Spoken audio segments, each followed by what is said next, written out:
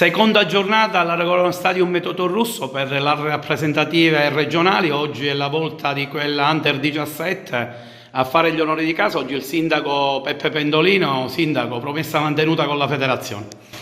Sì, era una cosa a cui ci tenevamo tantissimo e finalmente si è realizzata. Ecco, il fatto che abbiamo fatto questo stadio nuovo ci consente, ecco, di ospitare questi tornei che sono importanti perché, ecco, crescono i nostri giovani, cresce la nostra Aragona perché c'è movimento di persone. E voglio ringraziare io e il presidente Santino Lopresci, tutta l'organizzazione e tutti i componenti della FIGC. Devo dire un grazie anche a tutta la squadra di Aragona, al presidente Luigi Monreale, a tutto lo staff della SD Aragona che si stanno prodigando per portare veramente la squadra di Aragona a livelli diciamo molto più alti rispetto a quelli che ci siamo prefissi, quindi speriamo che il prossimo anno possiamo avere la seconda categoria, poi la prima categoria e poi la promozione. Me lo auguro,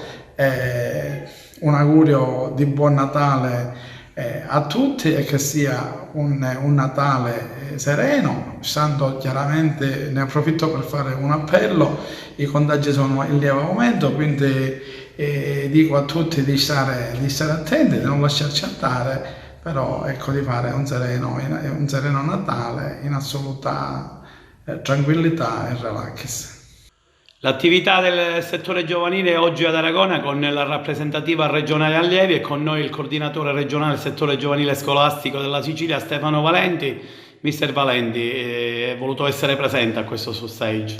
Sì, sicuramente quando si parla di attività giovanili nella nostra provincia, specialmente in un campo e un territorio dove sono stato benissimo nel passato, non potevo non essere presente, sia per salutare lo staff tecnico davanti al 17, soprattutto per vedere tanti vecchi amici che con l'occasione di questo bellissimo impianto rimesso a nuovo stanno ritornando tutti come qualche annetto fa, e fa enormemente piacere vedere tanta gente in questo campo e tanti piccoli calciatori, chiamiamolo sempre piccoli calciatori, venuti da diverse località della nostra Sicilia per partecipare a questo stage.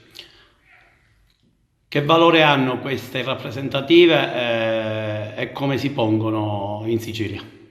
Ma diciamo che hanno un valore fortemente importante perché sono delle rappresentative a cui la federazione tiene tantissimo, perché danno valore e soprattutto danno qualcosa in più alle nostre società. Ma d'altra parte sono dei raduni dove tutti vengono presi in considerazione al di là della provenienza, sono valutati da uno staff tecnico veramente di primo ordine, e credo che sia una cosa importante anche per la società poter dare la possibilità ai propri tesserati di far parte di un gruppo che alla fine rappresenteranno la Sicilia in un torneo nazionale.